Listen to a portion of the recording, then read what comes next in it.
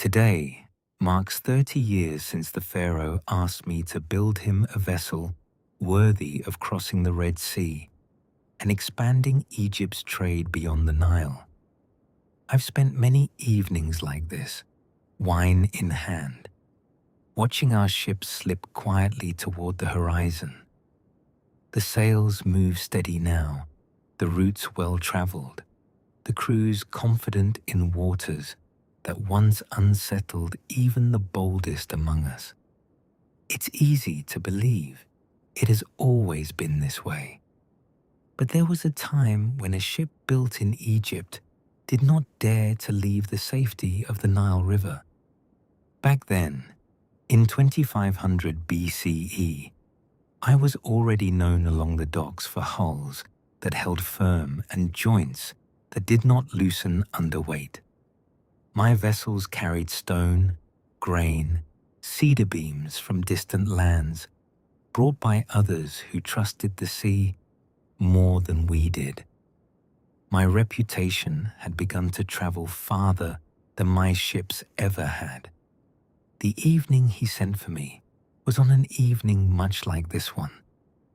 The air was warm, and the harbor rested in that quiet hour before night fully settles. I had just finished running my hand along the curve of a newly completed cargo hull when the Pharaoh's messenger approached. The meeting stayed with me long after I left the palace.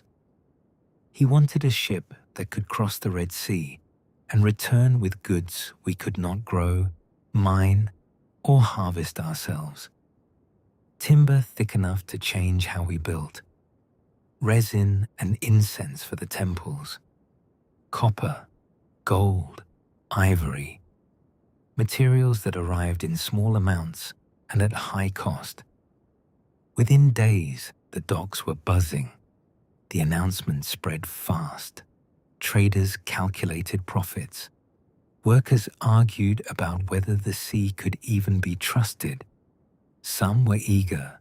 Others shook their heads and said the river had always been enough. I didn't argue with any of them. I went back to my workshop and began drawing.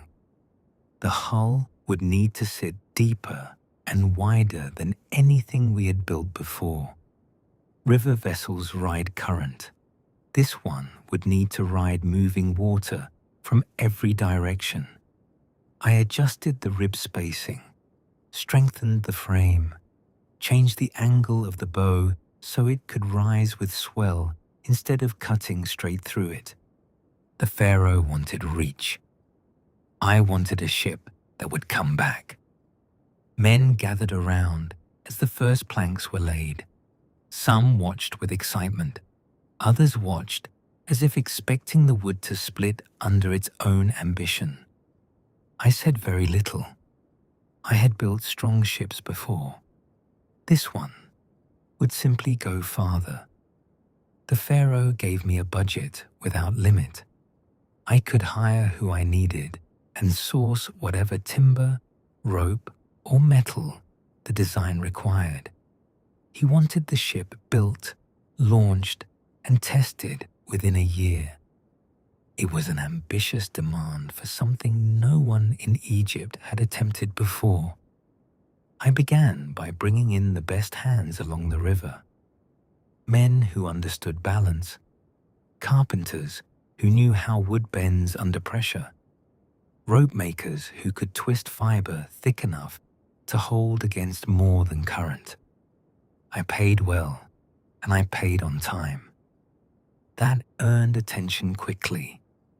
Timber became the first challenge. The wood we used for river barges would not hold under open water. I sent buyers north for stronger cedar and south for dense local hardwoods. Planks arrived stacked high along the docks, and for weeks the harbor smelled of fresh-cut timber. We worked long hours, not frantic, just steady. The frame came first, wider than anything I had built before. Heavier ribs, crossbeams locked tighter. I changed the way the joints were cut so they would flex instead of crack. Every adjustment was measured twice, every plank fitted by hand. Some evenings, when the others had gone home, I would stand inside the rising skeleton of the hull and try to imagine it lifted by waves instead of resting on sand. It had to move differently. It had to survive water that did not flow in one direction. And it had to return. The Pharaoh had requested a demonstration of my design. I built a scaled version of the ship, larger than the toy boats children floated along the Nile, but small enough to test without risk. Every rib, every joint, every angle matched what I intended for the full vessel. We carried it to a stretch of water where the river widened and the currents shifted more unpredictably. Courtiers stood at a distance. A few of my men stood closer, arms folded, watching without speaking. The Pharaoh observed from a shaded platform overlooking the bank. I set the model into the water myself. At first it drifted as any river craft would. Then I guided it across the current, letting it catch from the side. The wider hull rose instead of tipping. The bow lifted gently over small waves caused by passing barges. It did not fight the water. It moved with it. I adjusted the small sail and allowed the wind to push against it. The frame held. The joints did not strain. The hull settled back into balance each time it was disturbed. The Pharaoh asked how the full vessel would respond under stronger wind. I told him it would behave the same way, only slower and heavier. He watched the model circle once more before turning away, already satisfied. That afternoon, I was given approval to begin the full build without delay. By evening, the docks felt different. The idea was becoming real. Wood would be cut, men would be hired, and within a year, we would place a ship into the Red Sea that had never known the Nile. I still remember how exciting it was to take on that venture. Even now, 30 years later, the feeling returns whenever I watch a sail disappear into the horizon. I finished my wine and stood, brushing the sand from my palms before heading down toward the shipyard. The evening light stretched long across the harbor, catching the edges of hulls and turning the water bronze. The docks were quieter now, most of the crews already preparing for departure with the morning tide. I was headed toward Berenike. Word had reached me of a new designer working along the Red Sea coast, a man experimenting with deeper hulls for longer routes south. Trade had grown beyond what any of us first imagined, and I wanted to see how the next generation was shaping it. The wind shifted slightly as I stepped onto the planked walkway, and the smell of salt carried inland. For a moment, I stood still and looked across the water, remembering when this stretch of sea felt unreachable. As I reached the shipyard and boarded the ship, I thought about how far we had come. 6 months into the project, we had been buried in wait time for wood to arrive, for ropes to be saltwater worthy. Simple things that had never been an issue before were issues we had to solve. It wasn't just a ship build. We were reinventing the wheel. Riverboats had rules everyone understood. This vessel had none. We had to test wood against salt, rework joints that had held firm for generations, and rethink balance for water that did not move in one direction. Nothing catastrophic, just constant adjustments. Every day revealed something we hadn't considered. We solved it, then moved forward. Eventually, everything came together, and just in time. The hull stood finished, the mast secured, the sail cut and reinforced for winds we had only studied from shore. Word spread quickly. By sunrise on the day of the reveal, people lined the edge of the harbor. Traders, laborers, court officials, families with children perched on shoulders. No Egyptian vessel had ever been prepared to leave the river and disappear beyond sight of land. That evening, we loaded the ship with goods bound for Punt. Linen tightly wrapped in sealed crates, grain stored in clay jars, beads and crafted tools packed carefully beneath the deck. The weight settled evenly across the hull, just as I had calculated. What had taken months to build took even longer to prepare in men. The crew had trained along rougher stretches near the river's mouth, learning to brace against unfamiliar movement, to read wind instead of current. They moved with purpose now, but I could see the tension in their shoulders. As the light began to fade, I stood near the gangway and looked toward the palace banners set up along the shoreline. I did not want to disappoint the Pharaoh. This single departure would shape Egypt's trade for generations, or it would send us back to the safety of the Nile. The moment had arrived. The ship departed successfully, heading southeast across the Red Sea toward Punt. As far as we knew, it was the first true sea voyage our people had ever attempted. The sail caught clean wind, the hull lifted and settled against the swell, and slowly the shoreline grew smaller behind it. We would not know of its true success until they returned. Those were the longest months of my life. Every morning I found myself scanning the horizon without meaning to.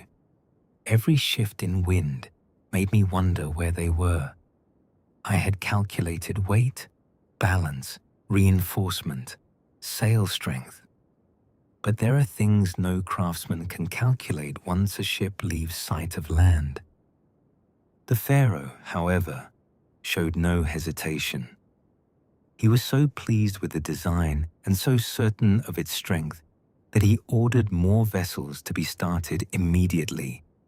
Timber yards expanded, labor forces doubled. What began as one bold experiment became the foundation of a fleet. He wanted ships moving without pause, trade flowing without interruption. I chuckled to myself, thinking about how many people I was overseeing at the time. Dozens at first, then hundreds. Builders, apprentices, rope makers, sail cutters. I trained foremen who trained others. Every detail still passed through my approval. Every hull line still traced back to my original drawings. Standing on the deck now, watching another vessel prepare to depart, I can still feel that pressure in my chest. That first voyage changed everything. What began as a single commission became the beginning of a fleet. And it all started with one ship leaving sight of land. The ramp creaked as it was lifted into place. Ropes pulled tight, wood settling with a low groan that only those who build ships ever really hear.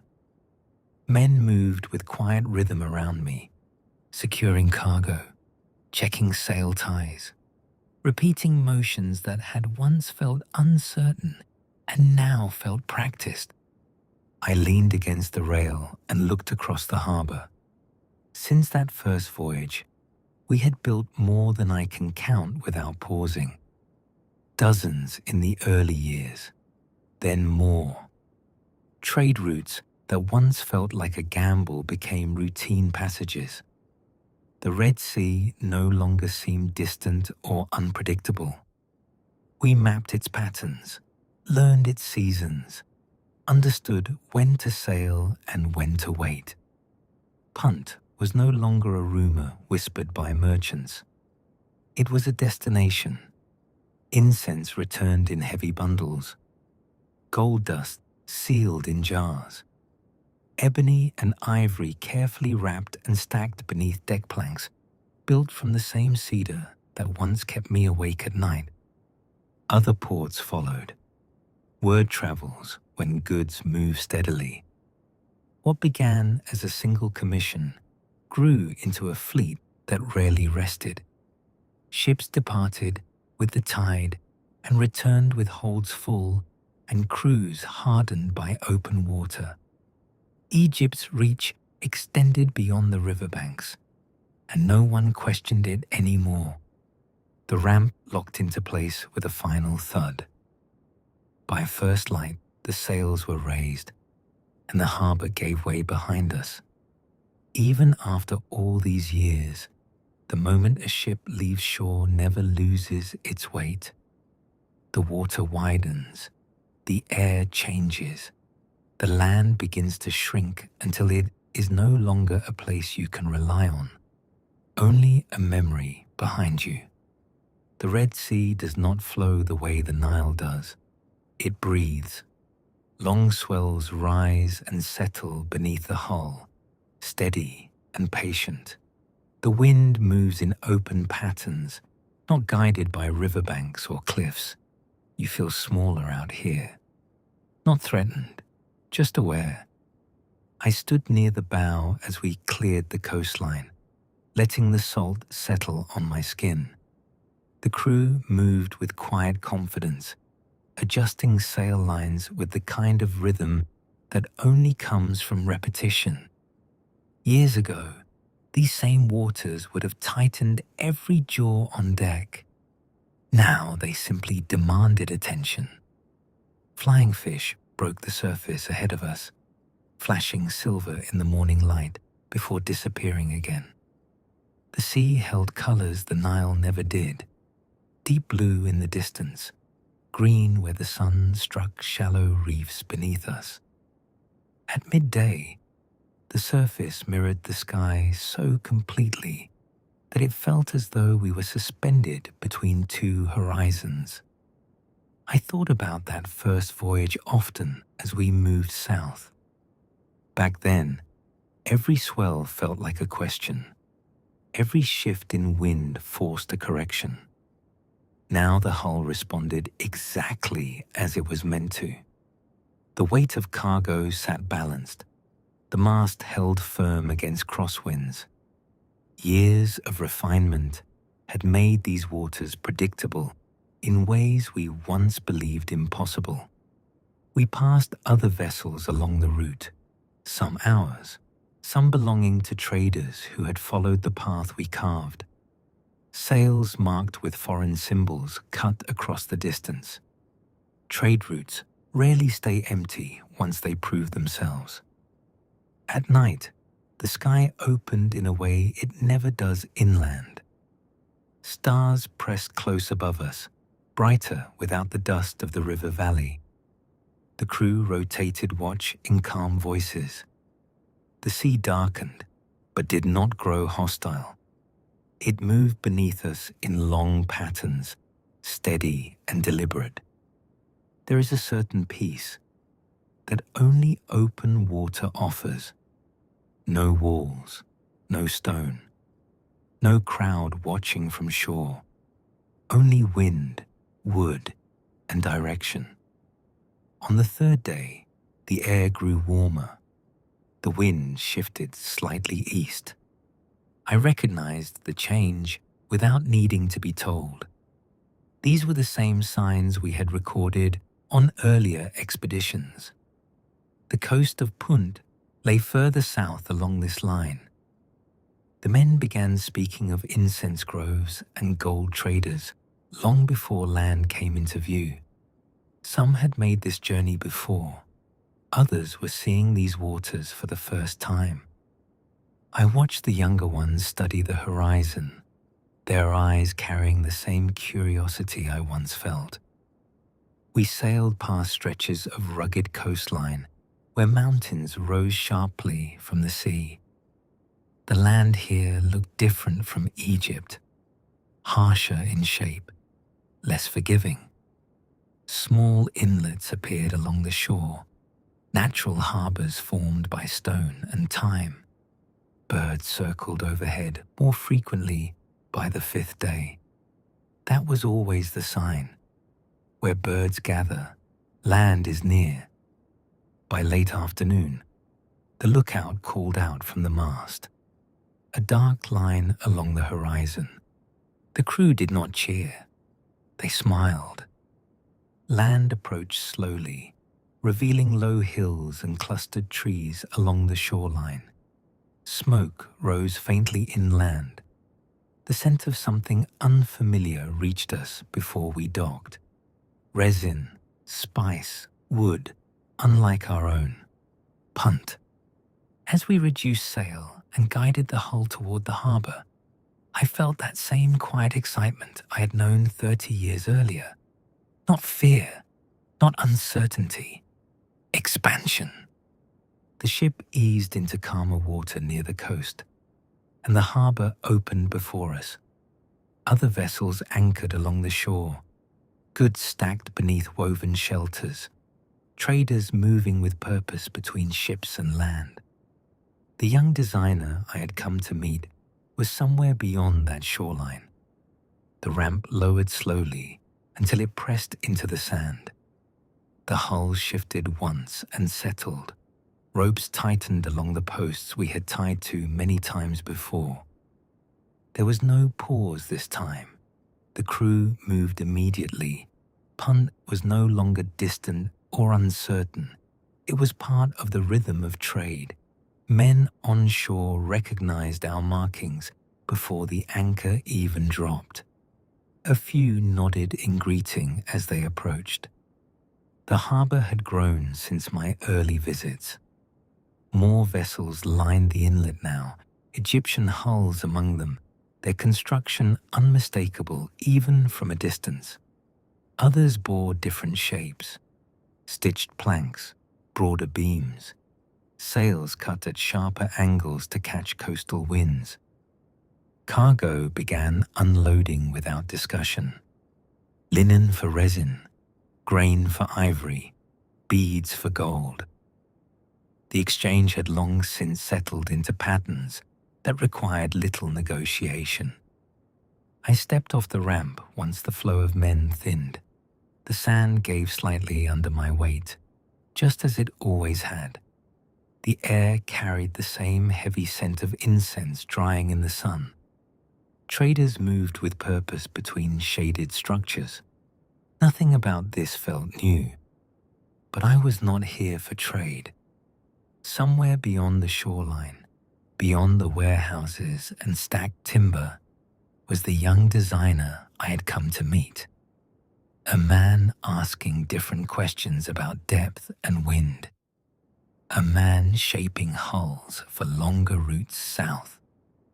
I adjusted the wrap at my shoulder and began walking inland. The sun had barely begun its climb when I left the shoreline and walked inland. Punt always felt warmer than Egypt, even in the early hours. The air carried moisture from the sea, but also something thicker, richer. The scent of resin drying in open baskets, crushed leaves underfoot, wood freshly cut and stacked for trade. It settled into your clothes and stayed there long after you returned home. The shoreline curved inward in a natural crescent, protected by rocky outcroppings that softened the force of the waves. Ships rested easily here. No heavy stone docks were needed. Timber posts driven deep into packed sand held vessels steady against the tide. Beyond the harbor, the land rose gradually. Low hills rolled inland, dotted with trees that did not grow along the Nile.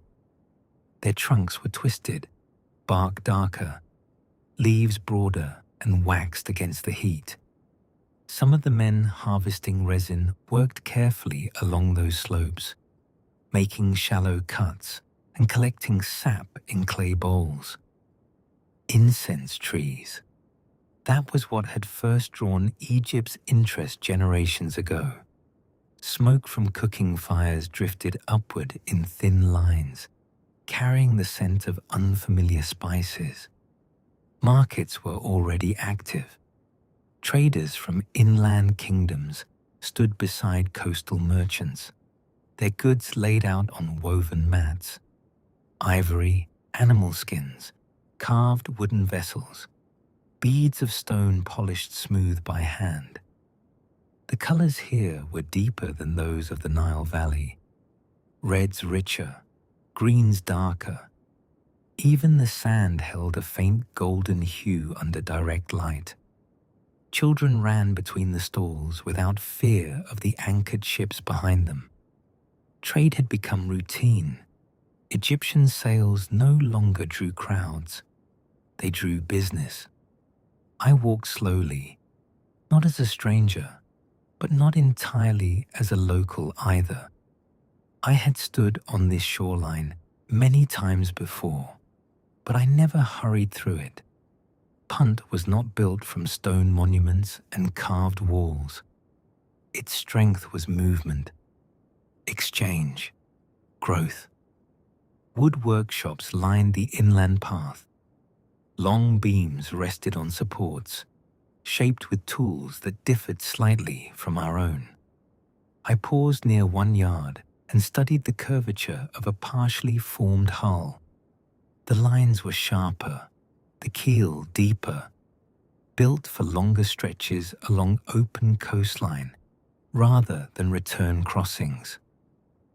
A group of men worked in coordinated silence, passing tools without wasted motion. They glanced up briefly as I observed, then returned to their labor. No suspicion, just awareness. Further inland, terraced gardens climbed toward the hills.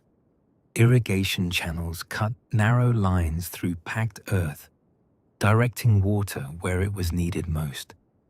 Date palms rose above smaller fruit trees, casting shade over goats resting in the dirt. The settlement here had adapted to terrain Egypt never faced. Where the Nile spread generously, Punt demanded intention. I reached a shaded courtyard near the center of the trading district and took a seat beneath a woven canopy. A vendor poured water, flavored with crushed herbs, into a clay cup and handed it to me without question. The drink was cool, slightly bitter, and welcome after the walk. From where I sat, I could see the harbor beyond the rooftops.